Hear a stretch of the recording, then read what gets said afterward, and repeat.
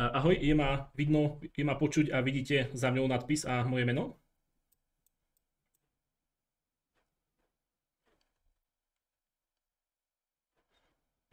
Výborne, ďakujem za reakciu. Tak som veľmi rád, že ste prijali pozvanie na našu ukážkovú hodinu fyziky, ktorou vás budem sprevádzať ja. Určite ste ma videli zrejme aj na reklame. A teda táto hodina bude slúžiť preto, ak ste stále nerozhodní, či tá medicína je pre vás, alebo respektíve či ten kurz je pre vás, takže tu sa to snažím, akože budem sa snažiť vám to ukázať, ako to na našich kurzoch fyziky hlavne prebieha. Takže počas tej lekcie určite sa pýtajte čokoľvek vás napadne do chatu, čokoľvek o kurzoch, čokoľvek o medicíne, hej, nemám problém si potom zostať po skončení, si pokecať niečo o medicíne, bo vidíte, že už som v 6. ročníku Masarykovej univerzity na lekárskej fakulte, čiže už mám nejaké teda tie skúsenosti, ktoré vám rád určite odovzdám. Takže vôbec sa nemusíte hanbiť sa niečo spýtať, ale naopak budem veľmi rád, že ja som teda túto hodinu a pol som tu pre vás, takže určite vám zodpoviem na všetko, čo vás bude zaujímať. Tak a naše kurzy, akože určite ste zistili, sú dosť obsiahle, čiže učíme do Prahy, do Brna, Ostrava, Olomouc, vlastne na Slovensku sa rozširujeme. Takže nebolo úplne jednoduché vybrať nejakú konkrétnu tému, ktorá by zahrňovala všetky akože povedzme časti do každého mesta. Čiže každý ten vlastne kurz, keď si kúpite do Prahy, tak je viac špecializovaný na Prahu, keď si kúpite do Brna, je viac práve sústredený na to Brno. Ale práve, čo som si vybral, takú mechaniku kvapalín a plynov, je to taká veľmi zaujímavá téma, čo sa týka aj medicíny. Moc mi nevidno hlavu, tak to je asi lepšie. Takže touto sa dneska trošku pozrieme na túto tému. Je veľmi zaujímavá, samozrejme mám iba hodinu a pol na to, čiže nestihneme úplne všetko, ale by ste mali taký, akože aby ste vedeli, ako to na našich teda lekciách vyzerá. Tak a začneme sa teda rozprávať o mechanike kvapalín a plynov, čo je veľmi taká zaujímavá téma z hľadiska aj medicíny. A aby sme sa, ak sú nejaké otázky, tak kľudne, a ak nie, tak ja sa pustím do vysvetľovania, čiže akože, aká je to tá reálna hodina. Dobre, takže je prvé dôležitý pojem, ktorý rozlišujeme, tzv. Tekutina. No a môžem sa rovno spýtať, že čo si myslíte, že čo to je tá tekutina? Určite rátam, že ste sa neučili, lebo je to ukážková lekcia, ale takto to vlastne reálne prebieha, že je to takéto interaktívne. Čiže čo si myslíte, že sa rozumie pod pojmom tekutina? Kapaliny a plyny, presne tak. Čiže tekutina je veľmi to dôležité, aj práve často sa v tom robia chyby, není to nejaká povedzme extrémna chyba, že by vás za to, neviem, vyhodili na skúške, ale aj v medicínskych rôznych literatúrach robí sa v tom často chyba, že je v tom taký zmetok. Ale naozaj pod pojmom tekutina sa myslí kvapalina a plyn. Toto je tekutina. Dobre, a vo fyzike, ako by sme zistili, kebyže sa tej fyzikou zaoberáme od začiatku, tak veci si zjednodušujeme. Zanedbávame niektoré fenomény, ktoré nám nie sú podstatné pre pochopenie danej problematiky. Tak preto často používame pojem niečo, že je ideálne, niečo zanedbáme. Čiže napríklad ideálna kapalina a ideálny plyn. Tak, keby sa pozrieme, alebo budeme sa rozprávať o kvapalinách, kvapalina je stlačiteľná alebo nestlačiteľná. Pozrieme sa, že ideálna kvapalina obecne by platilo, že je stlačiteľná alebo nestlačiteľná. Nestlačiteľná, áno. A ideálna bude znamenať, že je dokonale nestlačiteľná. Čiže reálna kvapalina je z časti trochu stlačiteľná, ale obecne sa dá povedať, že je nestlačiteľná. Ale ideálna kvapalina bude dokonale nestlačiteľná.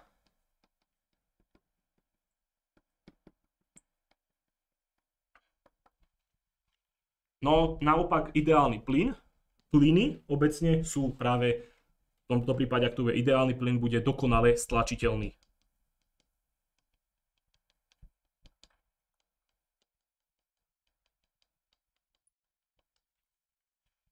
Že môžeme ho stlačiť. Bude meniť svoj objem na základe pôsobenia nejakého tlaku. A ďalšia vec, ktorá je dôležitá, je, že sú to ideálne, že kvapaliny je všeobecne ideálna tekutina, tak nebude tam existovať tzv. Vnútorné trenie.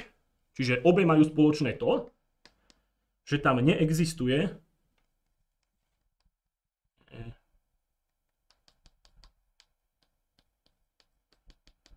by sme si napríklad vnitřní. Ešte neexistuje vnútorné trenie. To znamená, že reálne tekutiny majú práve nejaké vnútorné trenie, čiže jednotlivé molekuly sa o seba narážajú a dochádza k strate energie práve z toho vnútra. Čiže tie molekuly same na sebe strácajú tú energiu. Ale keď je to ideálna kvapalina, tak práve tento fenomén zanedbávame, neuvažujeme ho, takže žiadna vlastne energia sa nám nestráca na základe toho vnútorného trenia alebo viskozity. Dobre, čiže toto by bol pár pojmov, ktoré máme zadefinované. A pozrieme sa na práve hydrostatiku. A hydrostatika začína tlakom. Čo to je vlastne tlak?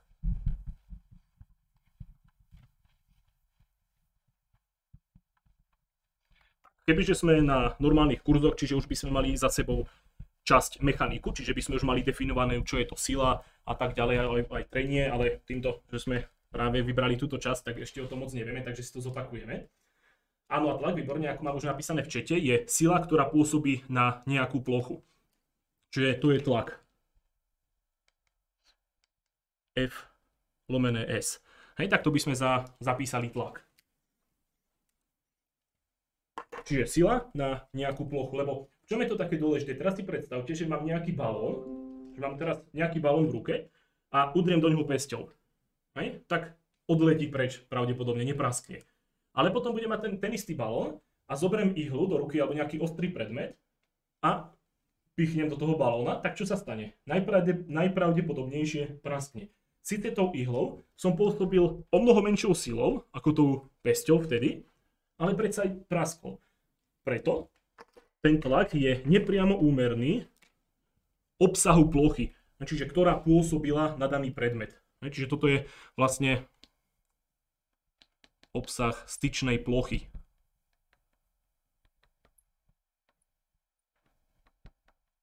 Čiže tá pesť mala väčšiu plochu ako tá ihla. A tým pádom, že vo vzorci vidíme takýto zlomok, tak to, čo stojí nie v čítateli, ale že stojí vlastne dole, tak znamená, že je to nepriamo úmerné. Pokiaľ sa táto veličina zvýši, tak tá veličina naľavo sa zníži a naopak. Keď budeme mať menšiu plochu, ako sme to mali práve s tou ihlou, tak bude väčší tlak a tak ďalej. Hej, tak to by sme sa naučili postupne v tom kurze čítať tie vzorce. No a sila je jasná a vedeli by ste mi niečo povedať viac k sile? Že silu označujeme F a ako by sme ju vypočítali? Z druhého Newtonovho pohybového zákonu.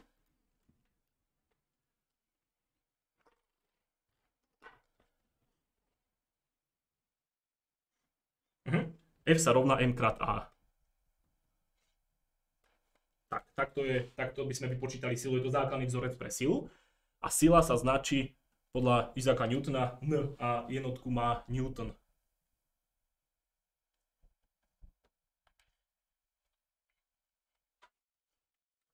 Výborne, čiže to vo fyzike sú veľmi dôležité, ako počas kurzu by ste zistili, sú jednotky fyzikálnych veličín. A potom tá naša daná plocha, v čom by sme počítali plochu? Akú by mala jednotku? Poviem, že to má 10, a čo napíšem za to? Meter štvorcový, presne tak. Hej, m na druhu. A preto tlak má vlastnú jednotku, je ním Pascal, tá jednotka je Pascal, ale často na tých príjmačkách budú chcieť počuť alebo budú chcieť vypočítať, aby sme ten Pascal, respektíve nielen Pascal, ale akúkoľvek jednotku, vyjadrili pomocou iných jednotiek. No a práve to je to, čo sme si tu napísali, že silu vieme, že je Newton a obsah plochy je meter štvorcový. Takže Pascal by sme mohli ešte aj vyjadriť ako Newton krát meter štvorcový na minus druhu. Tak, veľmi dôležité je čítať tie vzorce a tie zlomky, pretože teda tlak by sme si mohli napísať, že bol ako sila lomené plocha. A teda keby dosadíme jednotky, tak máme Newton a dole máme meter štvorcový. Čiže je to napísané formou zlomku. A teda, keď ja to chcem napísať ako súčin, čiže dva čísla, ktoré vynásobím, tak použijem Newton krát meter na druhu, ale tým, že to je v zlomku, že to stojí v menovateli, tak to musím dať na minus druhu.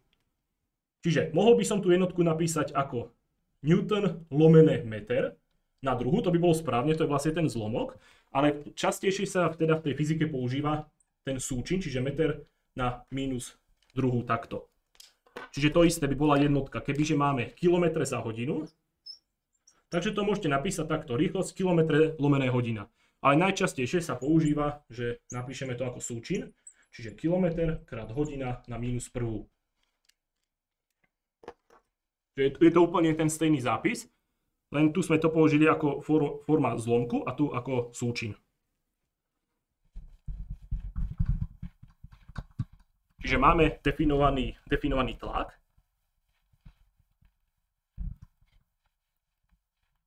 A pri mnohých fyzikálnych veličinách je dôležité vedieť, či je to vektor alebo skalár. Že je to ďalší parameter fyzikálnych veličín, ktorý nám vypovedá niečo o smere. Že niektoré veličiny fyzikálne majú smer, že kebyže nemajú smer, tak si ich nevieme úplne predstaviť, ale potom tie druhé veličiny, ktoré sú skalárne, smer nepotrebujú.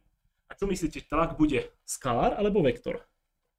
Áno, bude to skalár, čiže nemá konkrétne nejaký smer a vysvetlíme si to potom neskôr, čiže toto je taká najčastejšia chyba, ktorú robia študenti, že si myslia, že tlak je vektor. Vysvetlíme si to ďalej, ale tlak je klasický skalár. Tak a ja som, možno niektorí ma poznáte, že ak som vás učil napríklad minulý rok, ale ja práve mám rád takéto rôzne fyzikálne vtipy a memečka, takže určite nejaké počas hodiny uvidíte. Ale aj na tlak, keď máme túto jednotku, tak sa vzťahuje taký veľmi dobrý vtip a ten znie, tak, že Newton, Pascal a Archimedes sa idú hrať na schovávačku a vyberú, že práve Archimedes má rátať, tak vlastne Pascal nad tým nejako nerozmýšľa, rozbehne sa za najbližší strom, ale Newtonovi sa beža nechce, tak zostane stať na mieste. A spraví to, že okolo seba nakreslí štvorec s hranou s dĺžkou 1 meter. A tu stojí ten Newton. Tak. Potom Archimedes doráta a vraví, Newton, ja ťa vidím. A on, nie. Že Newton práve na ten meter štvorcový je Pascal. Takže nevidel toho Newtona, ale videl toho Pascala, ktorý sa išiel schovať za strom. Dobre, je to také pekná slovná hračka.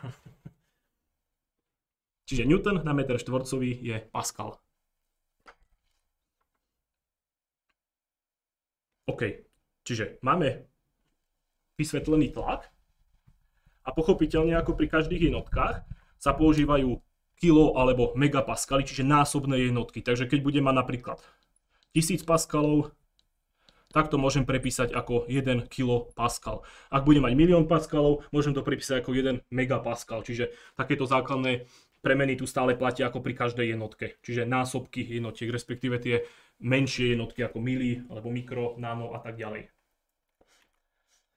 Dobre, a my sa teraz pobavíme o tom, že určite ste počuli o tom, že máme atmosférický tlak.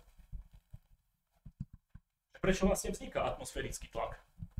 Že vedeli by ste to takto jednoducho vysvetliť, že prečo máme atmosférický tlak?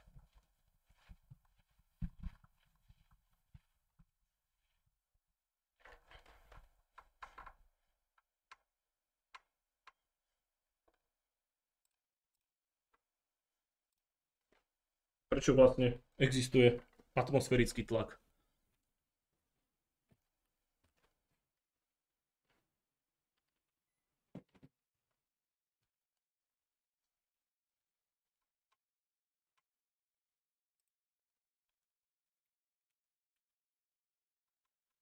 Nikoho nenapadne nejaká jednoduchá odpoveď? Veľakrát sa tá fyzika zdá taká komplikovaná, ale niekedy je tá odpoveď úplne jednoduchá. No takže si predstavme, že takto stojím na Zemi, ale nado mňou sa nachádza atmosféra. A čím je tvorená atmosféra? No, časticami, molekulami a tak ďalej, ktoré majú nejakú hmotnosť. Čiže nado mňou sa nachádza nejaký stĺpec molekúl vzduchu, ktorý má nejakú hmotnosť. a teda, že to na mňa tlačí, že má tu nejakú hmotnosť, ja to musím niesť na sebe, musím vykonávať svalovú prácu, aby som to prekonal, tak to podmienuje vznik atmosférickému tlaku.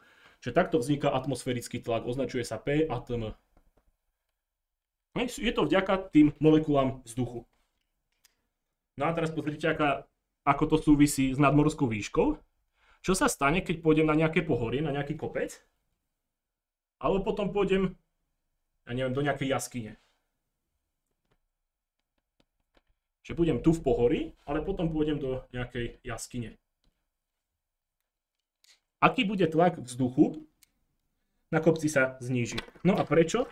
No pochopiteľne preto, lebo tých molekúl vzduchu je nado mňou menej, než keď som stál povedzme na mieste, ktorý má nižšiu nadmorskú výšku. Čiže tu ten atmosférický tlak na pohorí klesne a v tej oblasti, ktorá je nižšie položená, zasa mám väčšie množstvo tých molekúl vzduchu, takže ten tlak bude väčší. Čiže takto súvisí ten atmosférický tlak s nadmorskou výškou. Čím idem vyššie, tým mám menej molekúl, ktoré sú nado mňou, tak tým je menší tlak. A keď zasa idem nižšie, zasa tých molekúl je viac, tak pochopiteľne ten tlak bude vyšší.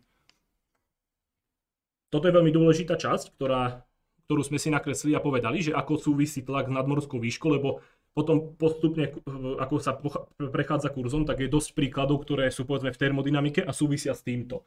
Čiže to nevyužijeme len pri tejto záležitosti, ale využijeme to práve aj ďalej počas celého kurzu. Dobre.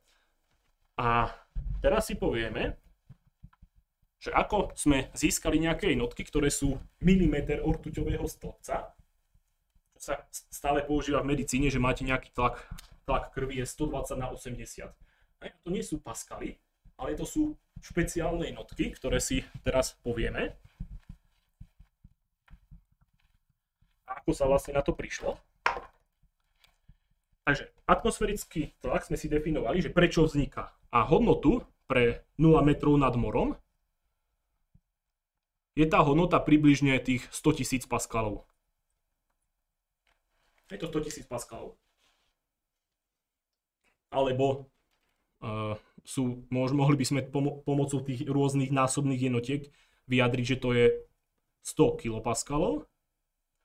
A existujú rôzne jednotky napríklad mimo sústavu SI, ktoré nie sú násobné ani odvodené. To by sme sa dozvedeli, keby máme viacej času, ale dá sa to označiť ešte aj ako 1 bar. 1 bar. Jedna atmosféra sa to niekedy označuje, že 1 bar. V pneumatikách mám tlak 3 bary, čiže mám 3 atmosféry, čiže 300 000 paskalov. OK, čiže toto je atmosférický tlak, 100 000 paskalov, alebo 100 kilopaskalov, alebo 1 bar. A teraz sa poďme pozrieť na to, môžeme si tu nakresliť ten Torricelliho pokus, že pán Torricelli vykonával taký pokus, že do skúmavky mal takúto akože nádobu, kde bola ortuť. Nemám takú fixu, takže takto by som dal, že Hg. Že bola tam rtuť v tej nádobe. A spravil to, že mal najskôr naplnenú tú skúmavku úplne doplná, tou rtuti, a potom spravil to, že práve to otočil, ako to vidíte, tu, že to bolo kolme na tú vodnú hladinu, respektíve na tú rtuťovú hladinu. No a čo sa stalo? Tá rtuť na začiatku bola v celej tejto skúmavke. Bola v celej tej skúmavke, ale potom ona, keď sme ju takto otočili, tak klesla do nejakej výšky. Čiže povedzme, nakreslíme si, že tá rtuť vystúpila do nejakej takejto výšky. Toto by bola výška H. No a prečo práve vystúpila, respektíve znížila sa tá rtuť do takejto výšky? Tak je to kvôli tomu atmosférickému tlaku, ktorý doslova ako keby tlačí na tú rtuť v tej nádobe. A preto tá ortuť vyjde do tej skúmavky do nejakej konkrétnej výšky. Čiže doslova ten atmosférický tlak na to tlačí a preto tá kvapalina vyjde do takejto výšky. No a tá výška nebola nejaká náhodná, ale pre atmosférický tlak, čiže 100 000 paskalov, platilo, že tá výška toho ortuťového stĺpca, toto, bola práve 760 mm. Takže to bola taká výška. A z toho sa vytvorila tzv. Jednotka ortuťového stĺpca, tzv. MMHG, ktorý teda odpovedal práve tomu atmosférickému tlaku, lebo práve tá atmosféra spôsobila to, že ten tlak vyliezol do takejto výšky. Takže to, kebyže si upravíme, že to sa rovná 100 000 paskalov,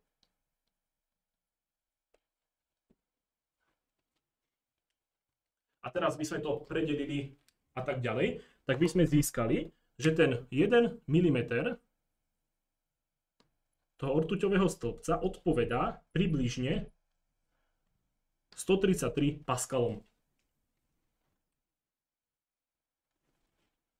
Čiže keď máte tlak krvi, ktorý meriame tlakomerom a vyjde vám, že máte 120 práve, ten systolický tlak, tak to je 120 mmHg a keď by ste to chceli previesť na tie paskaly, tak to vynásobíte krát 133 a takú hodnotu vám to ukáže v paskaloch. Ale práve tá jednotka mmHg stále sa v tej medicíne používa, takže preto sa to tu učíme.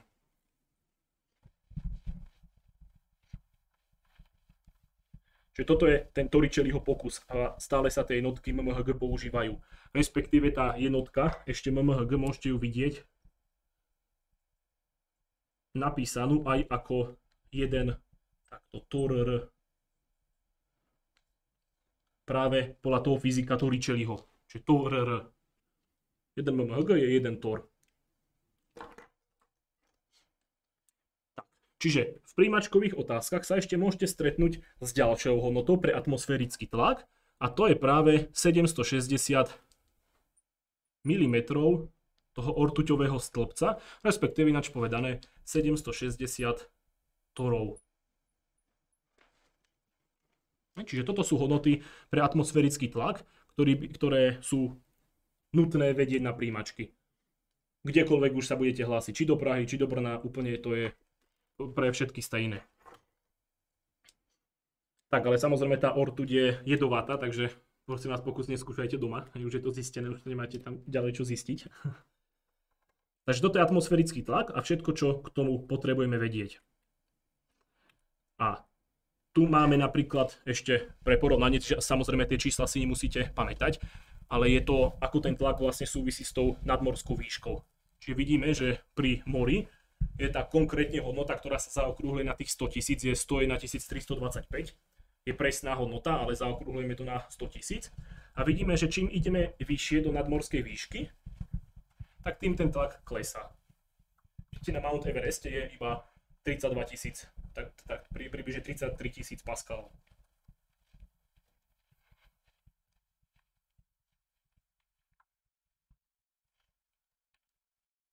OK, čiže to by bol tlak vzduchu. Chcete sa niekto niečo spýtať? Čokoľvek vás napadá? Určite sa nebojte, na to sme tu.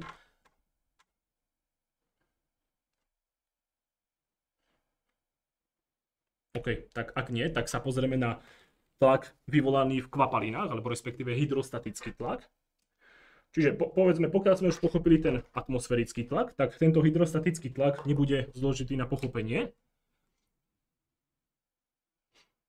A predstavme si, že máme nejakú nádobu s vodou. Môžeme si nakresliť takto vodnú hladinu. A povedzme, že sa ponorím do nejakej hĺbky. Napríklad tu. Toto bude nejaká hĺbka H. Tak, a pochopiteľne, čím ja budem hĺbšie ponorený v kvapaline, čím vo väčšej hĺbke budem, tak opäť je tá stejná analogia, ako sme to mali s tým atmosférickým tlakom, že bude sa nado mňou nachádzať viacej tých molekúl vody. Takže čím budem v väčšej hĺbke, tak tým bude na mňa pôsobiť väčší hydrostatický tlak. Takže hydrostatický tlak označujeme ako pH, pozor, nie je to ako pH v chémii, ale je to P tlak H hydrostatický. Vie niekto, ako by sme ho vypočítali?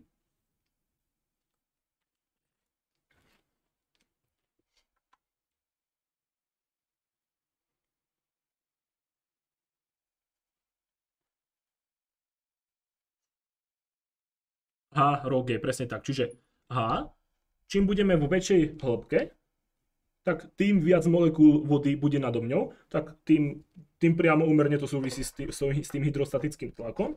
Potom to ešte bude závisieť na hustote kvapaliny, čiže podľa toho, akú bude mať kvapalina hustotu, tak pochopiteľne tým väčší to bude tlak. A potom to vždy závisí na tíhovom zrýchlení G. Čiže, aby sme to napísali, že toto je hustota vody, alebo hustota tej kvapaliny. A toto je tíhové zrýchlenie.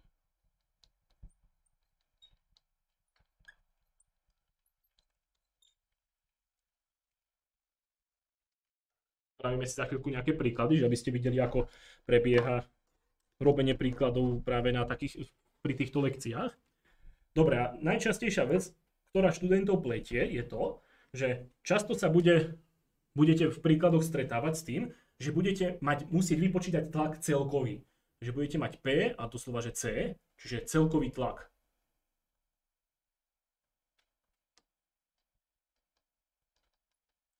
Tak.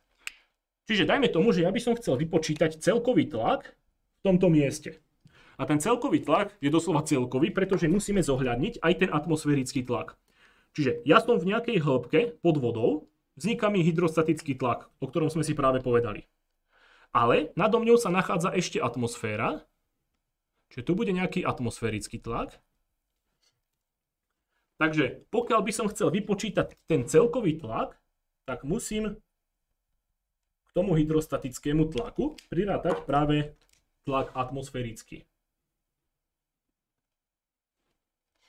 To najčastejšie študentov pletie a toto je dané vďaka Pascalovmu zákonu, čiže tlak, ktorý pôsobí na kvapalinu, sa zväčší ten tlak v danej kvapaline v každom mieste na rovnakú hodnotu. Čiže doslova, keď vy budete pôsobiť tlakom na nejakú kvapalinu, tak v tejto kvapaline sa ten tlak zdvihne o tú rovnakú hodnotu, akým tlakom pôsobíte na túto kvapalinu. Čiže keď atmosférický tlak bude pôsobiť tými 100 000 paskalmi, tak v tomto mieste sa práve ten celkový tlak zdvihne o tých 100 000. Čiže to je tlak celkový. A ďalej máme tzv. Hydrostatický paradox alebo paradoxon. Vedeli by ste definovať slovo paradox a potom si môžeme definovať hydrostatický paradox?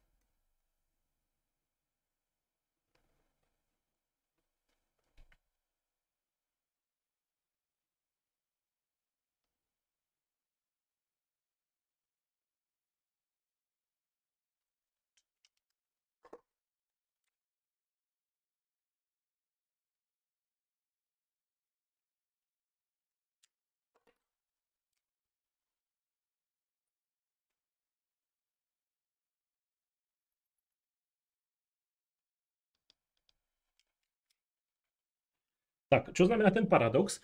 Paradox znamená jednoducho povedané, že niečo tak zdanlivo nezmyselné alebo zdanlivo protichodné. Čiže to je akoby že si tým selským rozumom poviete, že o nejakej veci, že to je blbosť. Hej? Ale pritom tá blbosť nemusí byť, pokiaľ sa dozviete alebo dočítate viac o danej problematike. Čiže ten paradox je taký, že spočiatku sa vám to zdá ako nezmysel, ale je to správne. Hej? Že sa to nedá na to prísť takým jednoduchým rozumom, že aha, tak toto je tak alebo tak. Hej? Čiže vysvetlíme si to napríklad na tomto hydrostatickom paradoxe. Čiže takto som nakreslil 3 rôzne nádoby. A napísal som tam takto 3 rôzne body. V ktorom tom bode, môžeme z toho označiť, 1, 2 alebo 3, v ktorom tom bode bude najvyšší tlak, hydrostatický.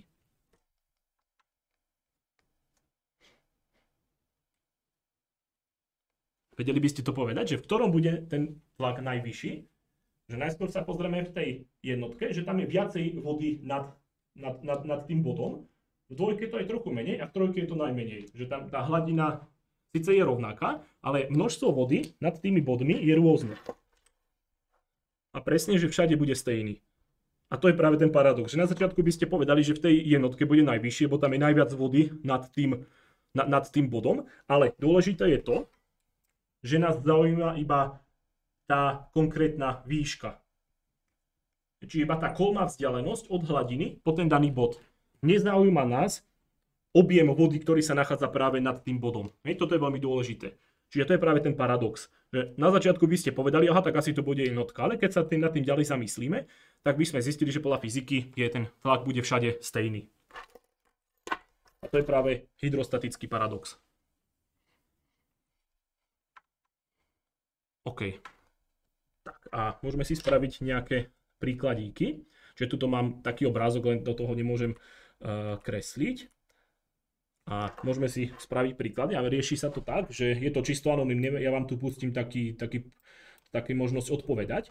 Čiže určite odpovedzte čo najviac, nech vás odpovie. Ja to vôbec nevidím, iba je to pre mňa taká informácia, že či ešte nad tým rozmýšľate alebo nie. Takže je to čisto anonymné, ja nevidím, že kto čo označil. Hej?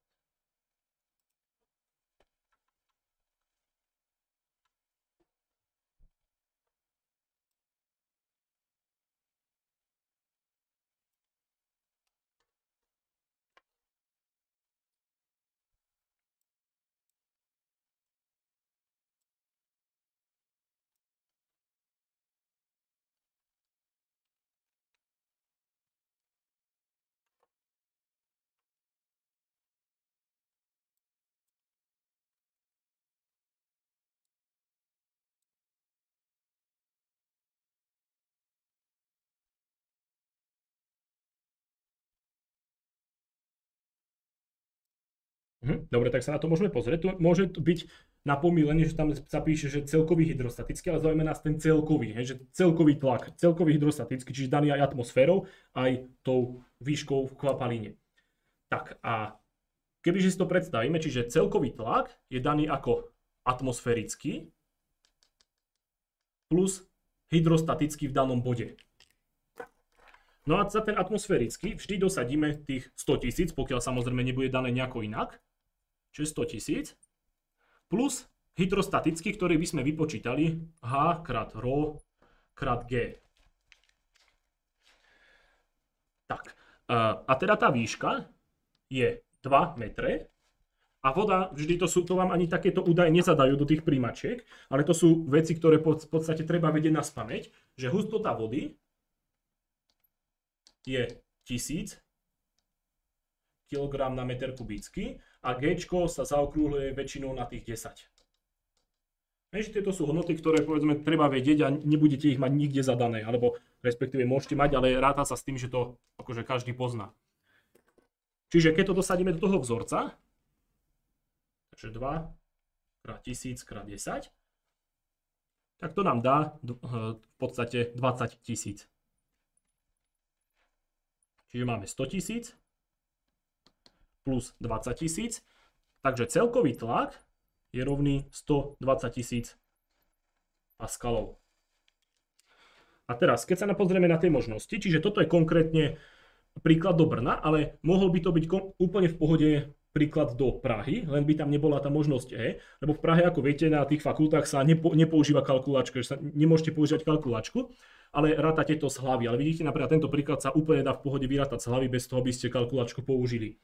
Hej, takže na pražských kurzoch pochopiteľne sa rátajú príklady, kde sa kalkulačka nepoužíva, ale tie príklady sú na to tak postavené, že tam nebudete mať, ja neviem, nejaké odmocnenie z veľmi ťažkých čísel, ale sú to väčšinou výpočty, ktoré sa dajú zvládnuť z hlavy úplne v pohode. A teda, keď sa pozrieme na tie možnosti, takže Ačko je 1/2 atmosférického tlaku. Tak polovica atmosférického tlaku bude 50 000 paskalov. Takže to není správna odpoveď. Je rovný atmosférickému tlaku, to je 100 000. To tiež není správna odpoveď. Máme 120 000, hľadáme túto hodnotu. Dvojnásobku tlaku atmosférického, to tiež není pravda, lebo dvojnásobok by bol 200 000. A desatine tlaku atmosférického to by bolo 10 000. Čiže v tomto prípade by bola správna odpoveď za E. Čiže žiadna z týchto odpovedí není správna. Lebo náš celkový tlak má hodnotu 120 000 a žiadna tá možnosť nesedí, lebo každá má v podstate iné číslo. Dobre, môžeme si urobiť veľmi podobný príklad, ale trošku sa zmení zadanie.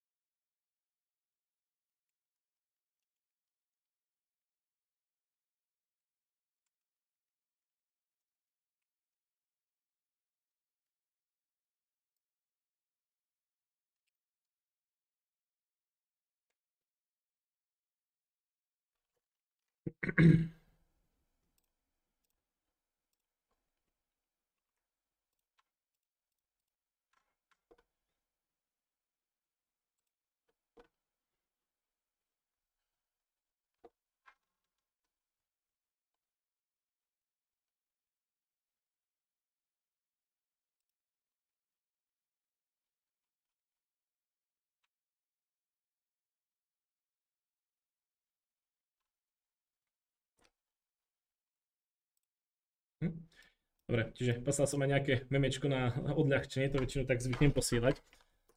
Takže môžete sa na to pozrieť. A my sa pozrieme teda na náš príklad. Čiže máme zasa celkový tlak, ktorý nameráme 10 metrov pod hladinou mora. Takže opäť by sme si dali, že celkový tlak sa rovná atmosférickému plus hydrostatickému. Vieme, že atmosférický je teda tých 100 000, 100 000 a hydrostatický máme H krát ρ krát G. Hĺbka je tých 10 metrov, čiže 10. Hustota je teda tých 1000 a G je 10. Takže máme hodnotu 100 000. 100 000 plus 100 000 nám dá 200 000. Tak. No a teraz máme vybrať, že čomu je rovný celkový tlak. Sice polovica z toho celkového tlaku je rovná atmosférickému tlaku, ale ako to nás doslova nezaujíma, lebo sa nás pýtajú, že čomu je rovný. Takže áno, je rovný C, dvojnásobku tlaku atmosférického, presne tak. Bo dvojnásobok tlaku atmosférického je 200 000. No a náš celkový tlak je tiež 200 000, čiže správna by bola možnosť C. OK, výborne. A tak, teraz si spomente, ako sme si kreslili ten Torricelliho pokus, čiže tá rtuť vystúpila do nejakej výšky vďaka tomu tlaku atmosféry. A teraz aj niečo spravím, že ten stejný pokus iba presuniem na vrch mrakodrapu. A skúste sa nad tým zamyslieť, čo sa asi stane.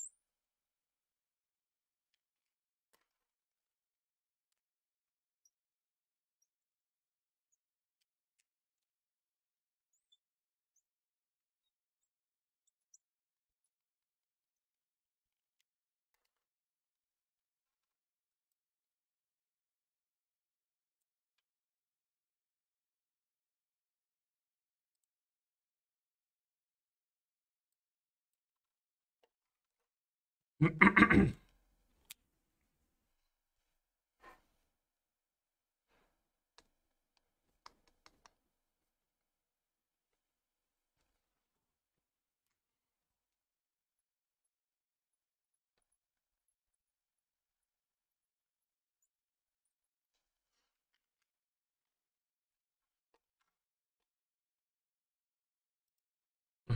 Dobre, takže je to také, doteraz to bolo také vyrovnané medzi Ačkom a Cčkom. Čiže, ako si to môžete predstaviť dvoma spôsobmi. Takže prvý taký jednoduchý, že mám atmosférický tlak, ktorý tlačí na tú kvapalinu doslova a to spôsobí, že tá ortuť vylezie do takejto výšky. No ale keď ten tlak atmosféricky znížim, teda zvýšením nadmorskej výšky, tak ten tlak atmosféricky bude takýto menší, čiže nakreslil som menšiu šípku, tak doslova aj tá hladina bude mať menšiu výšku. Respektíve druhá vec, taká číselná, my sme si povedali, že atmosférický tlak 100 000 paskalov nám poskytne 760 mm. No len keď ten tlak znížim, povedzme na 90 000 paskalov, lebo stúpnem do vyššej nadmorskej výšky, klesne mi tlak, no tak povedzme to bude odpovedať, ja neviem, už len 730 mm. Hej, takže vidím, že to číslo sa znížilo a tá hladina sa zníži, čiže dĺžka sloupce rtuti sa skráti. Hej, keby nemám žiaden tlak, tak nemám žiadnu výšku toho ortuťového stĺpca. A čím je väčší atmosférický tlak, tým do väčšej výšky bude tá ortuť vystupovať. Je to také logické. Čiže možnosť A, čiže dĺžka rtuti sa skráti. Dobre, a dáme si pauzu nejakých 5-6 minút, dovtedy sa môžete kľudne niečo spýtať a budeme sa zaoberať tlakovou silou a Archimedovým zákonom, hej, čo je taká fakt zaujímavá vec. Čiže dám pauzu za 6 minút, začneme 17:53, môžeme kľudne začať znova. Tak, zatiaľ.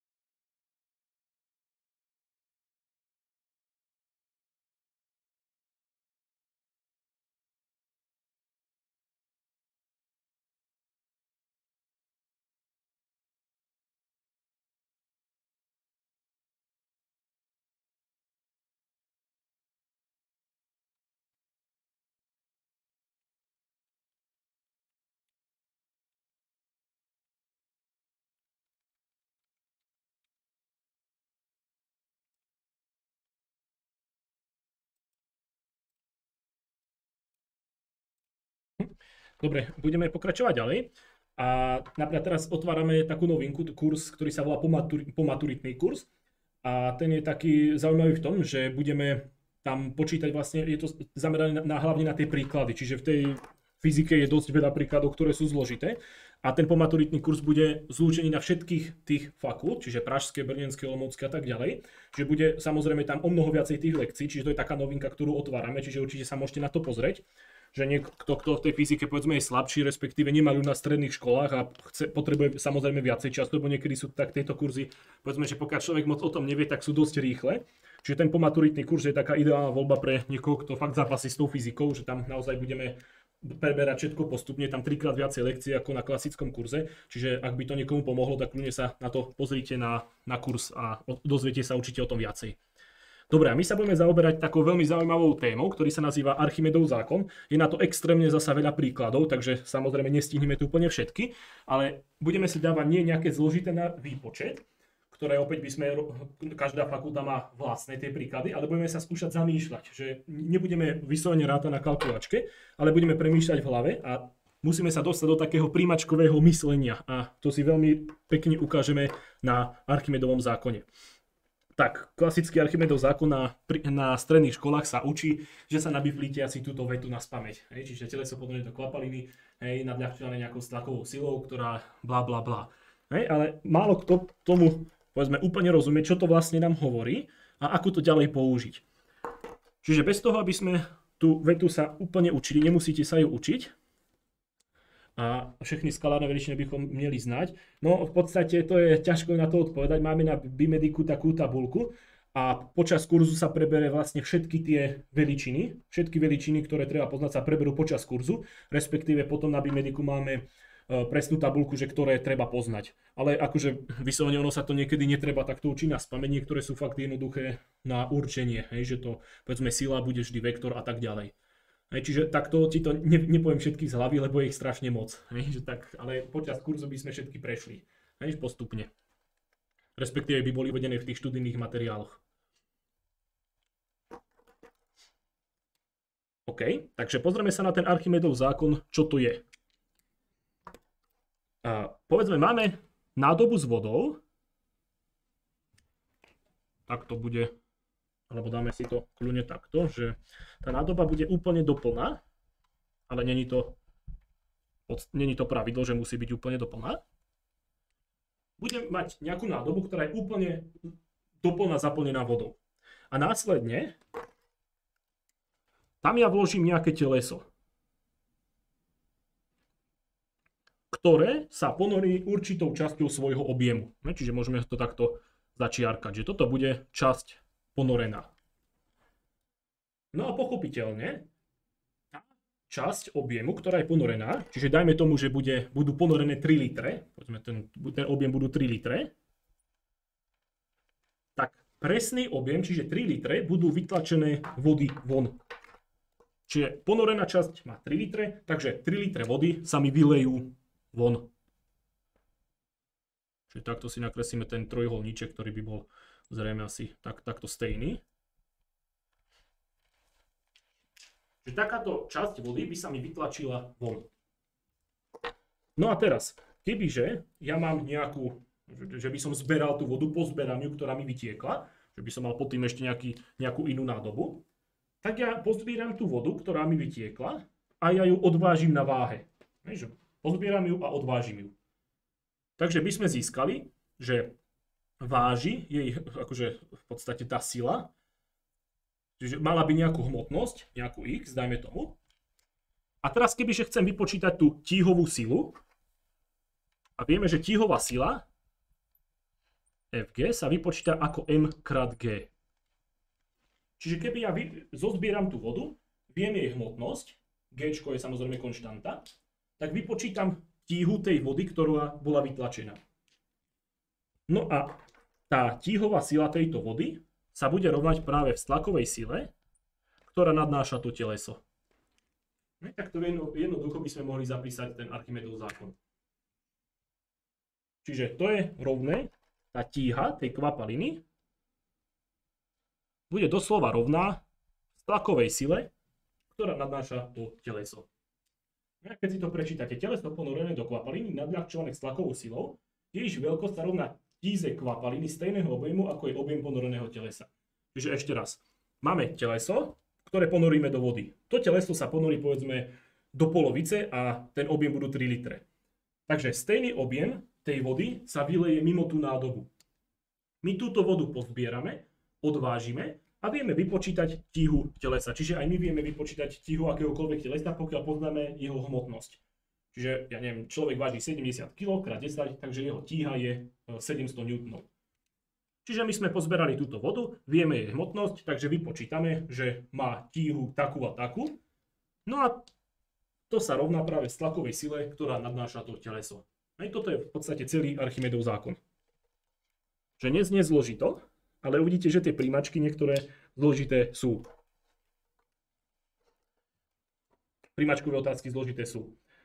Dobre, čiže toto je Archimedov zákon. K tomuto nám vlastne dochádza. A tá tlaková sila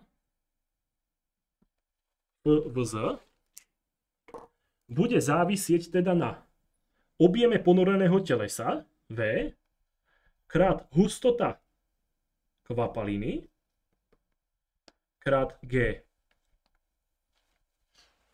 Čiže objem ponoreného telesa závisí na objeme ponoreného telesa. Pochopiteľne, čím väčší objem toho telesa bude pod vodou, tým viac vody vytlačí a tým väčšia bude tá tlaková sila, lebo je rovná tíhovej sile tej vody, ktorá bola vytlačená. A pozor, že je tam rho kvapaliny, že tá tlaková sila nezávisí, a to je fakt dôležité, zapamätajte si to, nezávisí na hustote toho telesa, ktoré je ponorené do tej vody. Na tom nezávisí. Závisí iba na hustote kvapaliny. A potom samozrejme je tam to G-čko.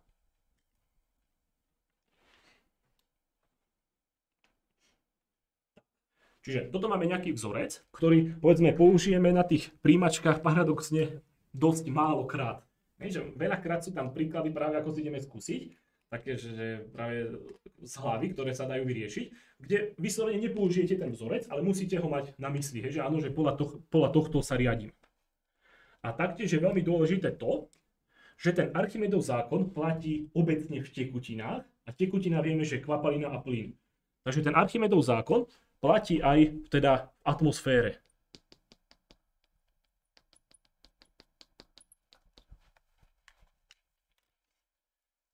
A napadlo by vás, že povedzme, máme nejaký balón, no to som už asi vyzradil, čiže vlastne kde to môžeme pozorovať, je na lietaní balónu, alebo lietaní najčastejšie teda balónu, ale v podstate každého telesa, ale práve, že balón môžeme naplniť teplým vzduchom, teplý vzduch, alebo ho môžeme naplniť héliom. No a tieto tekutiny, čiže tieto plyny, majú nižšiu hustotu než klasický vzduch, čiže teplý vzduch vieme, že má nižšiu hustotu, tak bude stúpať nahor. To je ako keď hodíte drevo do vody. Čiže drevo má menšiu hustotu ako voda, takže drevo bude stúpať nahor. To je stejné teplý vzduch a povedzme vzduch o normálnej teplote 20 stupňov. A to stejné hélium. Čiže hélium má menšiu hustotu než klasický vzduch, čiže keď vypustím hélium do prostredia, tak mi stúpne nahor. A pokiaľ to naplním tým balón alebo akož väčší balón, tak to bude stúpať nahor, respektíve nejaké teleso. Čiže Archimedov zákon platí aj v atmosfére. No a tu mám taký krásny príklad, ktorý ste určite už počuli. A prepnem to, kde mám nejaký prázdny slajd. Že teraz sa pobavíme o... Toto môžeme zotrieť. O zaujímavej veci, že čo je ťažšie? Kilo peria alebo kilo železa? Takže ideme si to trošku rozpýtvať dopodrobná, aby sme tomu rozumeli. Lebo donedávna to na príjmačkách neexistovala táto otázka, ale neviem, 2 roky mám pocit dozadu, sa to objavilo v Brne. A je dobré tomu rozumieť, lebo pokiaľ budete rozumieť tomuto, tak pochopíte ďalším veciam, ktoré sa s tým Archimedovým zákonom spájajú. Dobre, takže poďme sa na to pozrieť. Je to trošku zložitejšie na pochopenie, ale pokiaľ pochopíte toto, tak si myslím, že potom už pochopíte čokoľvek iné na tej príjmačke, čo budete potrebovať. Takže mám kilogram peria, kg perie, a kg železa. Dobre, nebudeme uvažovať nič, že teraz, že by to perie bolo stlačené na rovnaký objem ako železo. Budeme to uvažovať klasicky. Mám kilogram peria, tak ako by som ho natrhal z husy a hodil by som to na zem. Aký bude medzi týmto rozdiel? Že mám kilogram železa a kilogram peria. Čo na prvý pohľad by ste si všimli, že bude rozdielne na týchto dvoch vzorkách?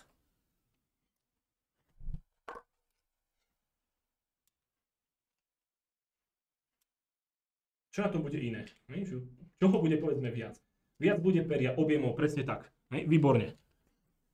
Čiže peria bude, dajme tomu, toľkoto. A železa bude napríklad toľkoto. Čiže, čo si treba uvedomiť teraz? Toto mám perie a toto mám železo. Oni majú rovnakú hmotnosť, ale majú rôzny objem. No a veličina, ktorá mi hovorí o objeme a hmotnosti, sa nazýva hustota. Čiže hustota je daná ako M lomené V. S tým budeme dneska pracovať. Čiže pochopiteľne, perie, na to, aby malo 1 kg, potrebujeme toho peria viacej, čiže potrebuje väčší objem. Čiže tým pádom má to hustotu nižšiu ako železo, ktoré stačia tomu železu menej atómov, aby dosiahol 1 kg. Čiže hustota železa pochopiteľne bude väčšia ako hustota toho peria. To je asi snáď jasné. No ale teraz čo je dôležité? Máme na mysli Archimedov zákon. Čo nám hovorí tlaková sila? Že máme objem telesa krát ρ krát G. Takže je veľmi dôležité, aký objem toho telesa bude. Čiže ako sme si povedali, tlaková sila nám nezávisí na hustote daného telesa. Čiže nám nebude závisieť na hustote peria alebo hustote železa, ale záleží len na objeme. Čiže na ktoré teleso teraz podľa vás bude pôsobiť väčšia tlaková sila?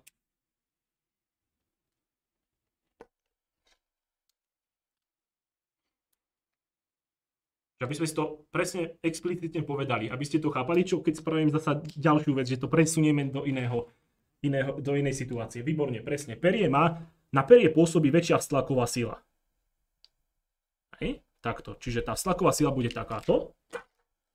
No a na železo bude pôsobiť takáto sila. Dajme si konkrétne nejaké hodnoty, nech to nemáme len čipočkami, čiže napríklad na perie to budú 3 N a na železo to bude, ja neviem, 1 N.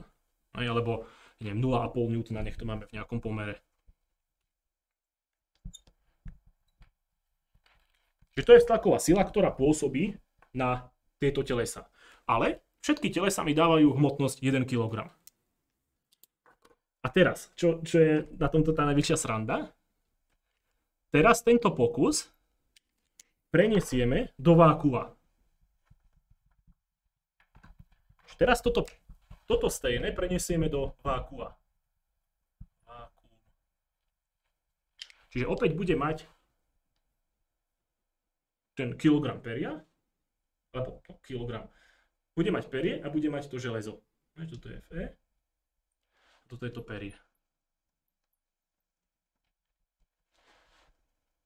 Ako sa budú teraz, čo sa stane podľa vás s hmotnosťami?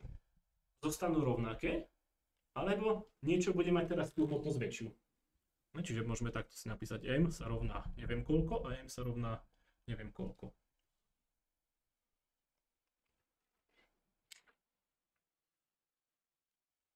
Že teraz, čo bude mať väčšiu hmotnosť? Bude to rovnaké, alebo to bude ináč?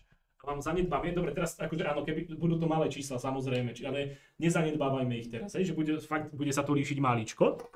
Budú to maličké čísla, ale nejdeme ich zanedbávať, aby sme to pochopili. Čo si myslíte, že bude mať teraz väčšiu hmotnosť, kebyže to položím na váhu? Teraz mám vákuum a položím to perie a to železo položím na váhu. Tak ukáže niečo, že bude ťažšie, alebo budú zasa rovnaké?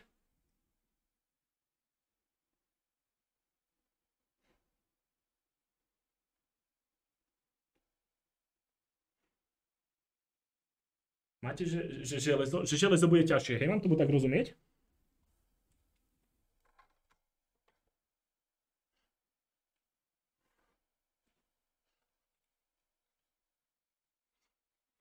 No, A prečo by malo byť železo ťažšie? Že teraz, kebyže to skúsme, každú vec, ktorú človek povie na vysokej škole, že mal by si vedieť dostatočne obhájiť. Že dobre, máme rovnaké.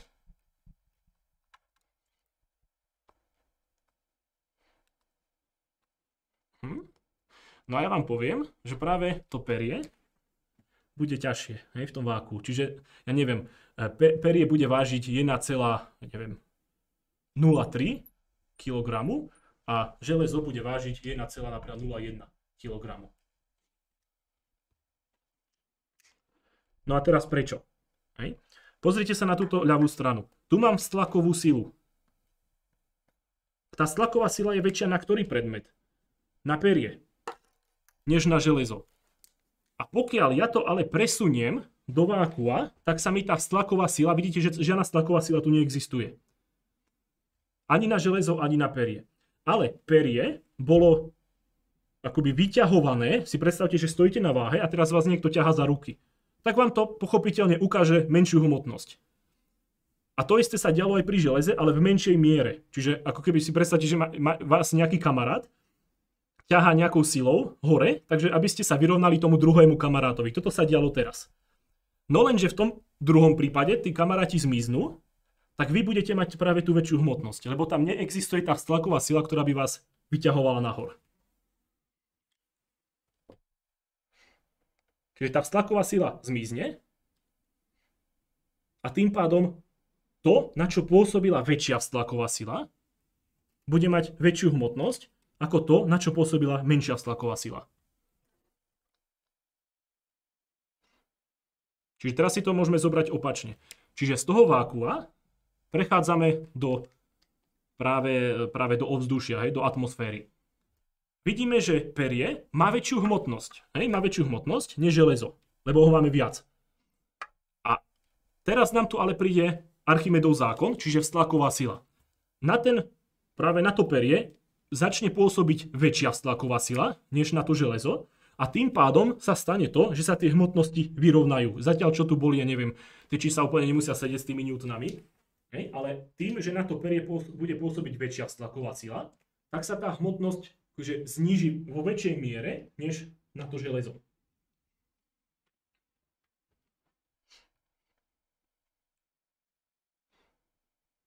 Dobre, viete čo, nevidím vás, ako by to bolo na prezenčnom kurze, ale používam takú metódu, že skúste napísať do chatu plus, ak tomu rozumiete, alebo mínus, respektíve nejakú otázku, ak tomu nerozumiete. Kľudne nebojte sa, čokoľvek sa spýtajte, ja chápem, že je to zložitá téma na porozumenie, ale ak tomuto rozumiete, tak akože dobrá správa, že podľa mňa potom pochopíte už v tej fyzike všetko. Nezávisle na tom, čo to bude.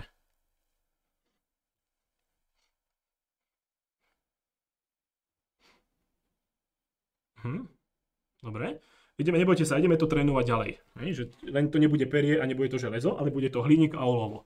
Je to úplne ten istý princíp. Čiže teraz zabudneme na toto perie.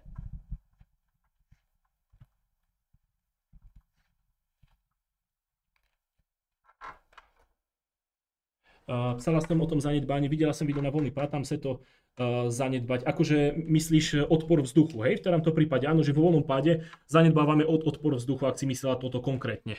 Voľný pád pri kole a perži vo váku.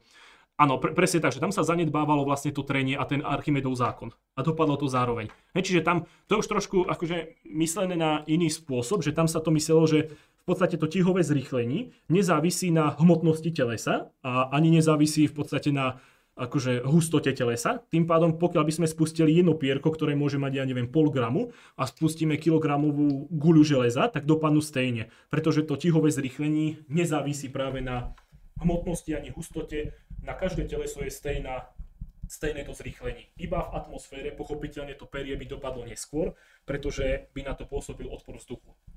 Čiže toto je troška niečo iné, ale akože dobrá otázka.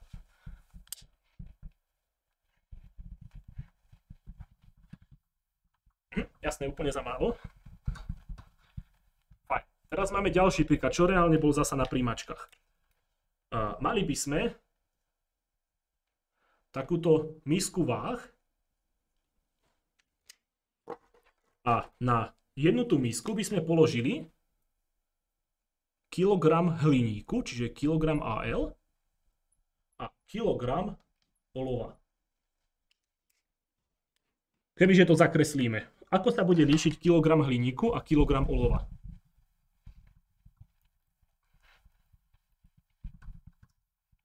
Čo bude mať väčší objem?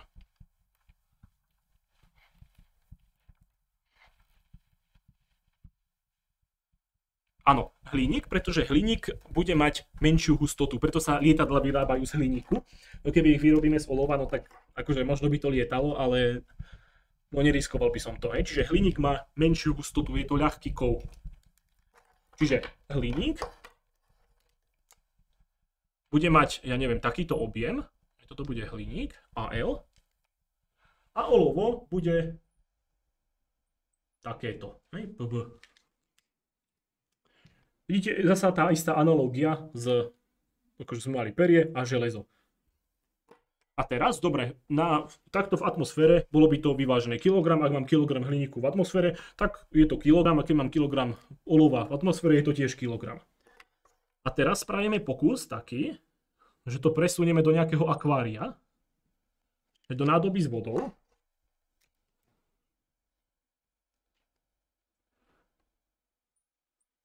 Kde tu opäť bude kilogram hliníku, ktorý sme navážili v atmosfére, čiže tu bude Al a tu bude olovo.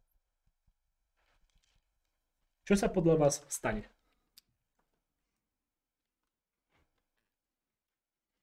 Čo sa stane a prečo? Zostane to v rovnováhe, alebo niečo klesne alebo stúpne?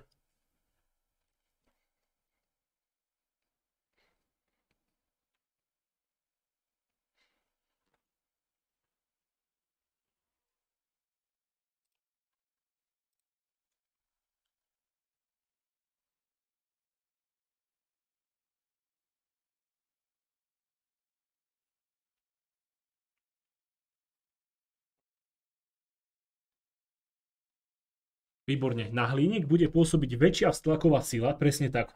Čiže má väčší objem, a kebyže, a není to potrebné úplne pre tento príklad, ale hustota vzduchu sa približne pohybuje 1,5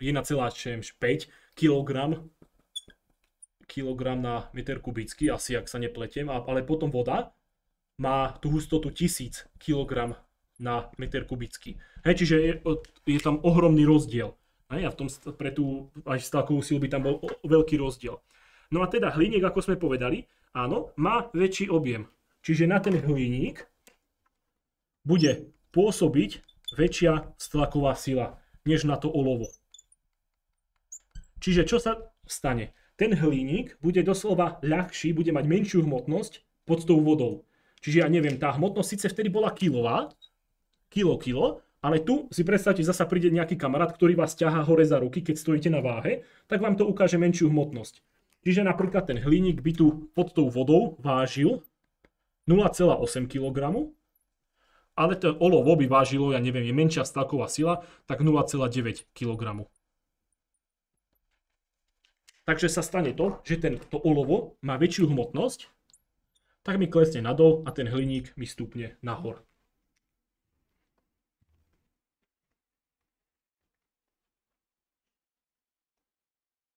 Rozumiete tomuto? Opäť skúste to plus alebo mínus napísať. Že je to fakt také fascinujúce, ale keď si to človek uvedomí, že to dáva krásny zmysel. A kľudne, ak niečomu nerozumiete, napíšte alebo zapnite si mikrofón a povedzte. Výborne. Že naozaj tento Archimedov zákon patrí medzi zložité témy a fakt, ak rozumiete tomuto, tak si myslím, že neexistuje nič, čo by ste nepochopili potom ďalej vo fyzike na príjmačky. Že síce je tam nejaká elektrina, akože čo nikto nemá rád, ale naozaj, ak toto chápete, tak si myslím, že pochopíte všetko.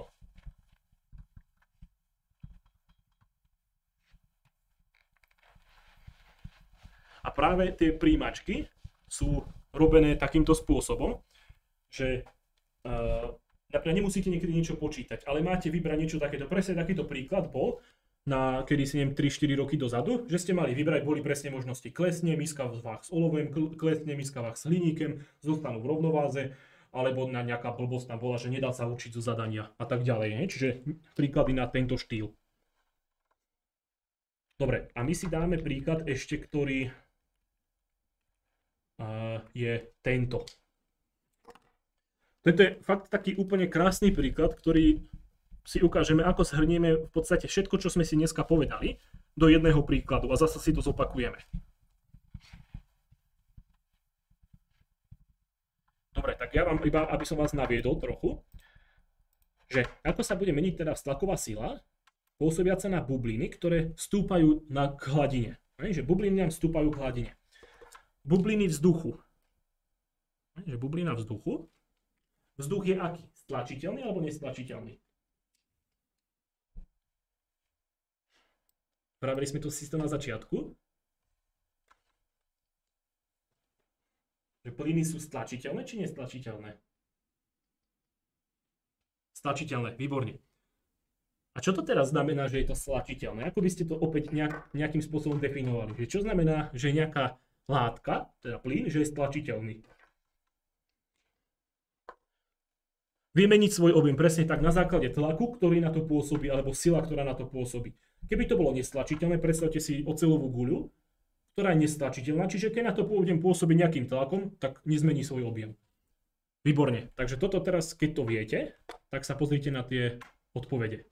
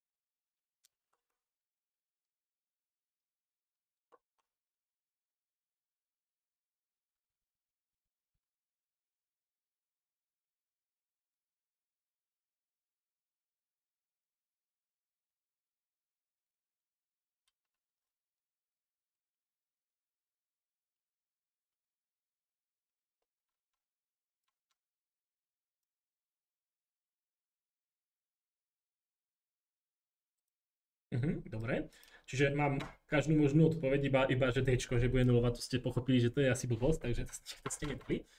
Čiže teraz si to zase zopakujeme všetko, čo sme si vraveli.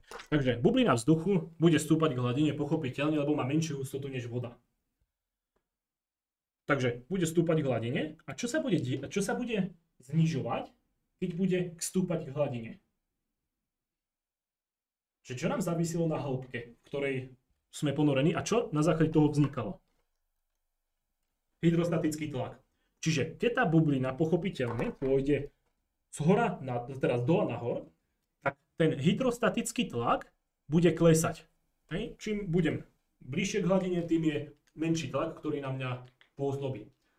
A teraz, ten vzduch je stlačiteľný. Čiže dokáže meniť svoj objem na základe tlaku, ktorý na to teleso pôsobí.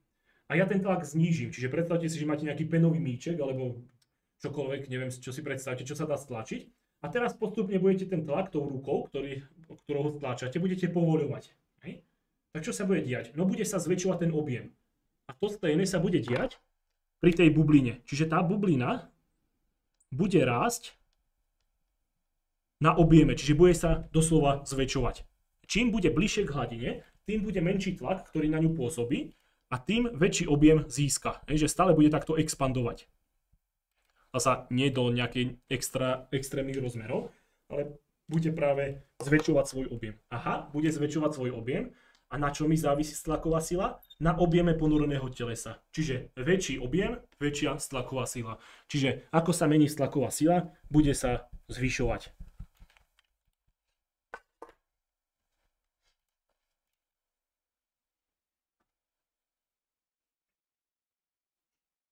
OK. Možno nejaká praktická poznámka, aj taká, čo vám môže niekedy zachrániť život. ktorej vode sa ľahšie naučíte kúpať? V morskej alebo v bazénovej? Že v bazénovej je sladká voda, samozrejme, ak to nie je nejaký špeciálny s morskou vodou. A potom v mori je morská voda. A prečo? A prečo nadnáša, hej? Že zasa si to povedzme explicitne, aby sme to fyzikálne vysvetlili. Väčšia hustota, presne tak. Čiže keď sa kúpem vo väčšej hustote, tak pôsobí na mňa väčšia stlaková sila.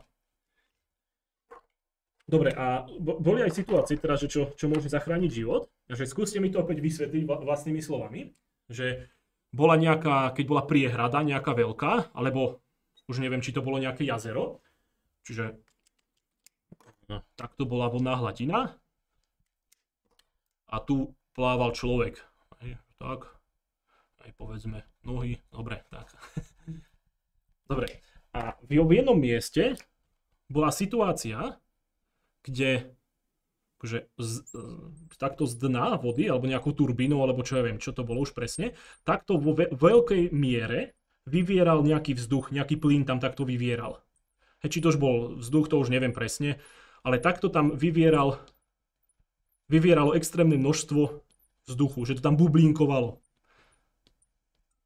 Tak toto bolo.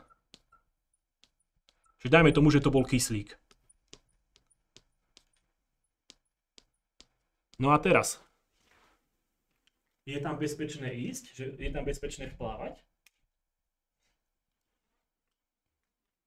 Že proste ma to vymasíruje, hej, bude tam okolo mňa to bublať, tak to bude ako vo výrivke. Je to tam v pohode, že povedali by ste, že je tam bezpečné ísť, že zajsť, zaplávať tam a vymasírovať sa, hej? Aha, není. A povedzme, že prečo? Hej, že prečo to tam není bezpečné?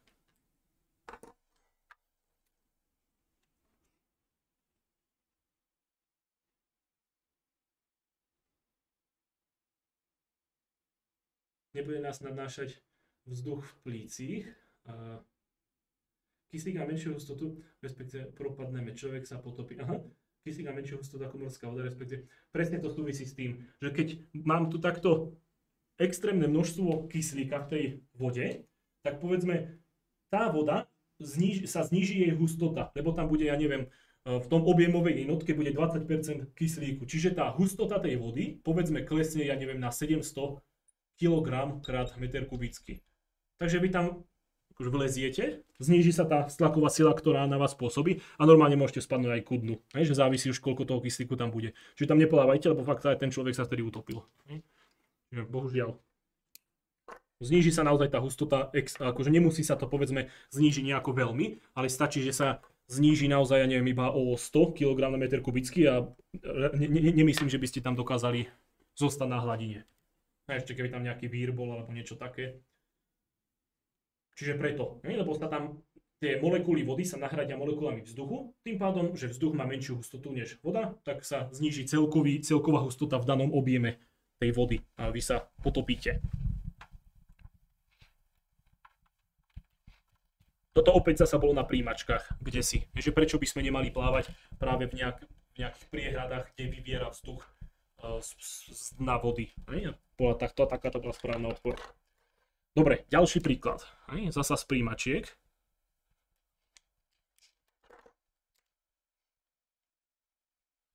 Máme 4 rôzne telesa. Prvá bude koule. Proste mám nejakú guľu, ktorú potopím do vody. Potom mám nejakú kríchu, nejakú kocku. A potom mám nejaký disk, ktorý buď položím takto, že vidíte, že je rovnobežne s hladinou vody. A potom mám ten stejný disk, ktorý položím kolmo na hladinu vody. Čiže to je teleso A, teleso B, teleso C a teleso D. A teraz, čo je dôležité? Nepoznáte nič o ich hustote, ani o ich objeme, ani o ich hmotnosti. Takže neviete nič o ich objeme. Vôbec nič. Hej? Ani o hustote. Proste máte takýto príklad, že máte nejaké teoretické telesa, ktoré sú takto ponorené. Ja sa pýtam, na ktoré to teleso bude pôsobiť maximálna vstlaková sila. Hej? Vám spustím zasa ten odpovedník.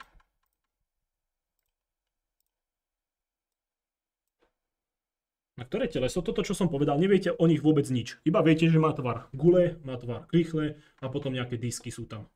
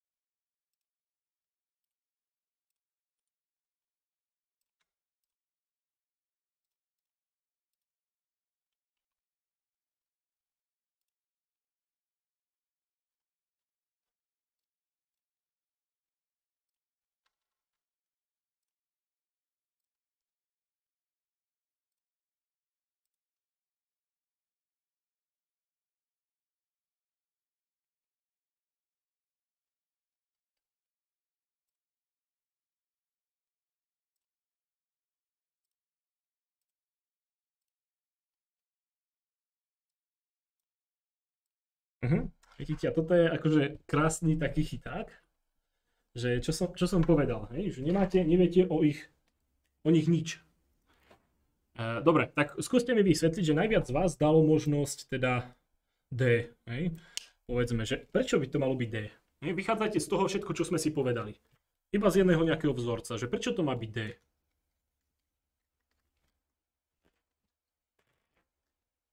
Ako by ste mi vysvetlili, že to má byť Dčko? Alebo Cčko? Na základe čoho ste sa rozhodovali?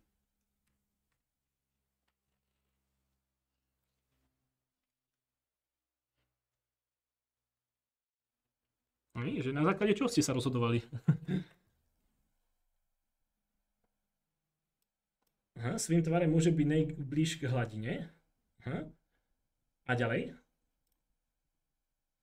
Povedzme, že všetky sú potopené, že môže byť najbližšie k hladine, ale stlaková sila povedzme závisí nejako, že v akej vzdialenosti je teleso od hladiny.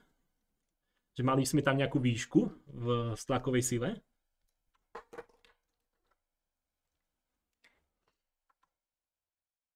Nejaký iný návrh, že prečo?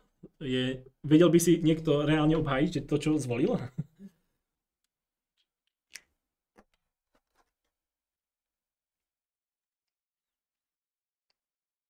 Jasné, že ešte nemáte tie materiály z čoho vychádzať, ale že či niekoho by si to vedel zdôvodniť. Hej, aj to je dôležité, síce akože niekedy nemať pravdu, ale vedieť si to zdôvodniť nejako logicky.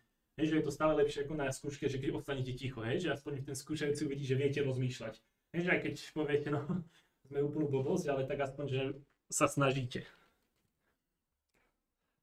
Dobre, ešte raz, čo vystupuje vo vzorci pre stlakovú silu?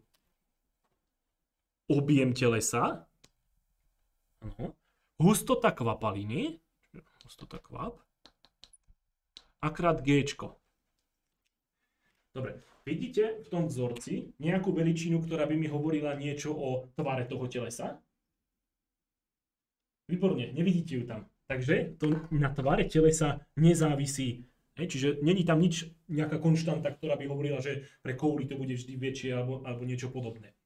Čiže to závisí iba od objemu ponoreného telesa. A tým, že my o objeme nevieme nič, tak nemôžem ja povedať, na ktoré teleso bude pôsobiť najväčšia stlaková sila na základe tvaru toho telesa. Čiže tu by bolo správna odpoveď akože Ečko, alebo respektíve nejaká možnosť, že nedá sa to určiť. Hej? Lebo neplatí, že by teraz na nejaký disk práve, ktorý by bol bližšie k hladine, že by pôsobila väčšia stlaková sila. V tom vzorci mi nič o tom sa nehovorí. Čiže naozaj aj v tých príjmačkách dostanete fakt obrovské množstvo zákerných príkladov. Vždy vychádzajte z jednoduchého vzorca, ktorý máme tu napísaný. Že iba to závisí na objeme, nie na tvare telesa. Že práve ľudí to práve tieto disky vždycky pomýlia. Že dajú buď to C alebo D. Takže C niekto si vysvetľuje tak, že ako keby viac tej vody sa oprie o tú plochu, hej, a tu iba menšie množstvo sily sa nejako oprie, ale to není pravda. Hej, že to sú blbosti. Závisí iba to na tomto vzorci. Čiže tu by bola správna odpoveď, že nedá sa to určiť, pretože by som potreboval vedieť tie konkrétne objemy. Dobre, čiže to by bol taký, povedzme, náhľad na to, ako vyzerajú tie naše kurzy. Že vidíte, niektoré tie príklady z tej fyziky sú fakt také komplikovanejšie, ale že na každé má také logické riešenie, ktoré keď potom sa už dozviete, tak je to pre vás také, povedzme, sa dá povedať, že jednoduchšie, hej, že už potom keď viete, ako máte nad tým rozmýšľať, lebo veľa tých príkladov nie je vyslovene ťažkých, ale človek na to musí vedieť správne rozmýšľať a správne uvažovať, že čo sa môže stať, čo sa nemôže stať a tak ďalej. Hej, takže na konci by sme si spravili, že by sme si dali taký Kahoot quiz, že je to samozrejme čisto dobrovoľné a ja to vám zazdielam, takže je to 5 otázočiek, že čo sme si vlastne zapamätali z dnešnej hodiny. Čiže ja to spustím.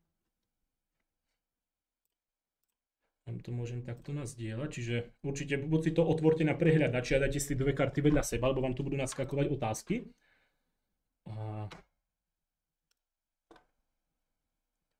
Dobre, čiže môžete sa na to pripojiť a tým by sme dneska skončili. Čiže aj takéto kvíziky zvyknem ja robievať na hodinách, že si zopakujeme také najdôležitejšie pojmy, najdôležitejšie skutočnosti, čo sme sa dozvedeli na hodine.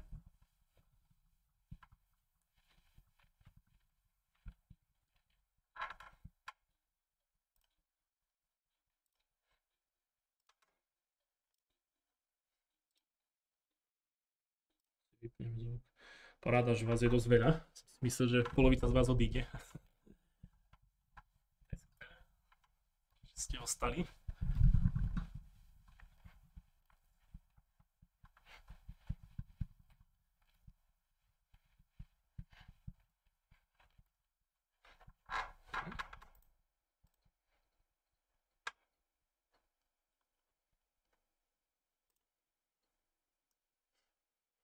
Dobre, je nás tu 18 a je tu 18 ľudí, hej, takže myslím, že 19.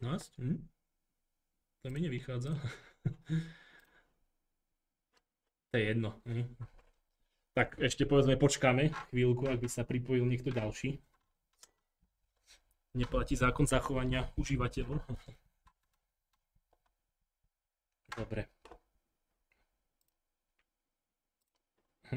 Tak asi zrejme môžeme ísť na to. Takže budete tam mať rôzne také úlohy, takže iba si to pozorne prečítajte. 2 bude také zoraďovanie, také pucle, hej, že doslova budete mať, ale to sa všetko dozviete. Dobre, tak ideme na to.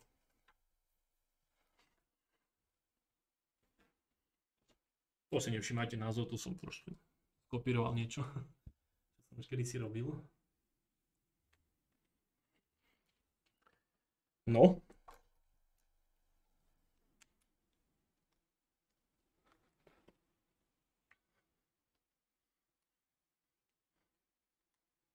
Áno, výborne, tlak je skalárna fyzikálna veličina, lebo konkrétne nemá smer, že zasa vysvetlenie by bolo opäť trochu zdlhavejšie, nemáme už na to toľko času, ale že v podstate aj tlak, keď ste hlboko pod nejakou akože hladinou, tak nepôsobí povedzme na jeden bod vášho tela, že nepôsobí povedzme iba na vašu hlavu z hora, ale pôsobí vlastne na každý ten bod, hej, že pôsobí v každom bode. Čiže napríklad, keď nafúkujete balón, tak sa ten balón zväčšuje do každého smeru, doslova, hej? Alebo pneumatiku. Keď nafúkujete, tak sa nezväčšuje povedzme iba vľavo, ale zväčšuje sa naozaj všade. Čiže to znamená, že ten tlak doslova nemá smer, ale rastie v každom bode rovnakú hodnotu. Hej? Takže nesmeruje nikam. OK. Ten Kahoot je na rýchlosť, hej? Čiže čím rýchlejšie kliknete, tým máte viac bodov. A teraz zoraďte, teda dostanete 4 miesta a hore má byť tlak najnižší. V tej aplikácii alebo v tom prehľadači to ťahajte.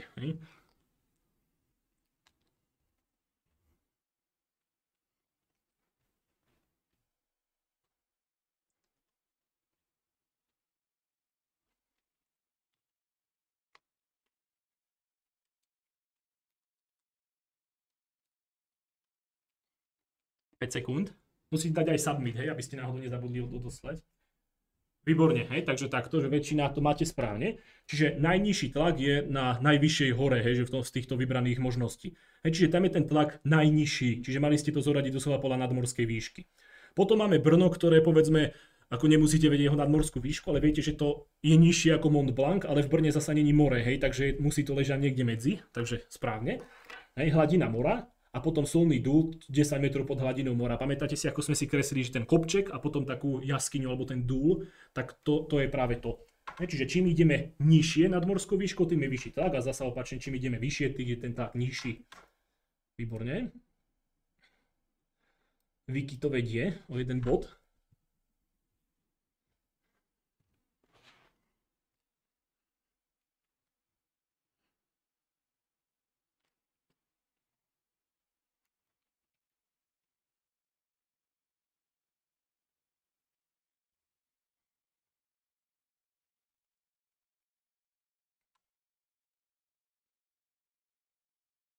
Výborne. 760 torov, to je náš správne. Pozor, že z modrá nie, lebo to je 100 000 kPa, alebo teda 100 kPa a nie 760 kPa, to je 760 torov. No a práve ešte si môžeme povedať, čo je to tá jednotka CmH2O, lebo paradoxne aj tá sa v medicíne používa, čiže počkajte, ja toto iba schovám a hneď sa k tomu vrátime. Čiže centrálny žilný tlak, že tlak vlastne v pravej komore, sa meria pomocou vodného stĺpca, kde máte označené CmH2O. Vedeli by ste zistiť, koľko to je paskalov? Tak sa môžem najskôr spýtať, či náhodou niekto neviete. Čiže opäť není to zložité zistiť, kde mám vlastne ten chat.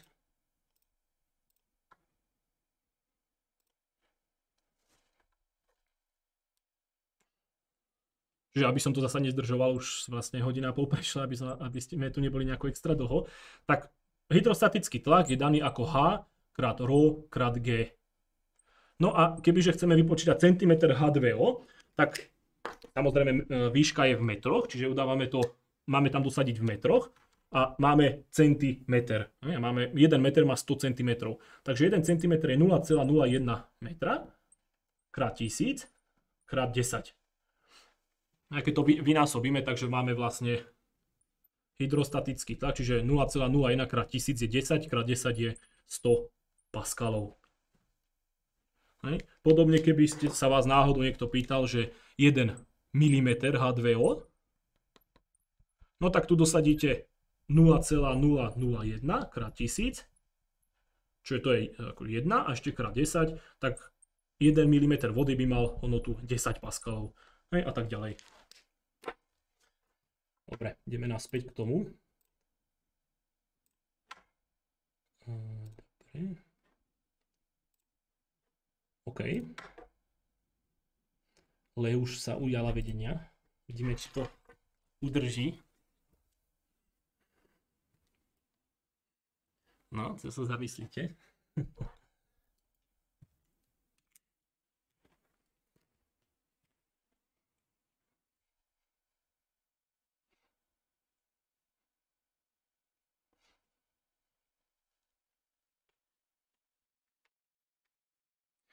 Výborne, hej, že zase ste traja dali ten disk položený vodorovne. Čiže fakt pozor, toto je dôležité, aby ste si odniesli. Na tvare telesa to nezávisí, čiže takto obecne, ako to mám napísané, že na ktoré teleso pôsobí vždy najväčšia tlaková sila, na to nemôžem správne odpovedať, pretože ma zaujíma čo? Objem toho ponoreného telesa, nie tvar. To je naozaj dôležité. Čiže nie tvar, ale objem. Čiže táto otázka je doslova nezmyselná, že toto nezávisí to na tvare. Dobre, paráda. A máme poslednú otázku. Obidva telesa majú 1 decimeter kubický.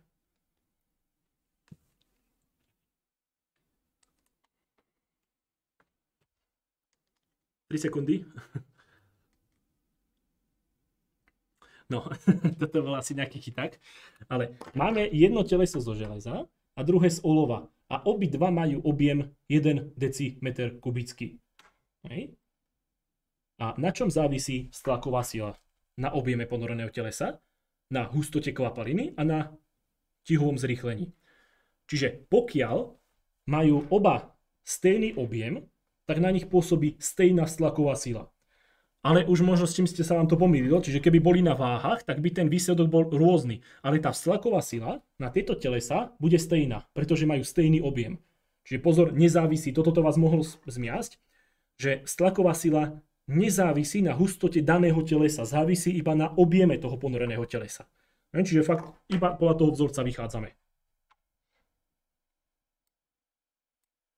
Dobre, a tým pádom máme náš kvíz ukončený. Ale už na 3. mieste, gratulujem. Vicky na 2. A 1. je kto? Ľudská, čiže super, gratulujem, dával si najlepší pozor. Tak, čiže takýto Kahoot kvízy ja robím vždycky po nejakej lekcii, takže kebyže náhodou vás učím na kurzoch, takže určite sa na ne môžete tešiť. No a ja to prepnem. Tak a teda sme vlastne na konci teda našej ukážkovej lekcie, že ako to vlastne na našich kurzoch prebieha. Máte akékoľvek nejaké otázky, čo k medicíne, ku kurzom, čokoľvek sa môžete spýtať. Samozrejme všetko nájdete na stránkach, ale ak by vás niečo zaujímalo, kľudne sa spýtajte na tú medicínu. Určite za maličko. Že nahrávka samozrejme bude, ak ste náhodou niekto nestihol toto pozrieť, takže nahrávku vložíme a môžete sa na to spätne pozrieť, alebo ak si to budete chcieť znova pustiť a tak ďalej, takže kedykoľvek budete mať tú nahrávku k dispozícii. OK, tak ja môžem tú nahrávku zastaviť za maličko a čokoľvek sa môžete pýtať, že nebudete už na tej nahrávke, že teraz to zastavím a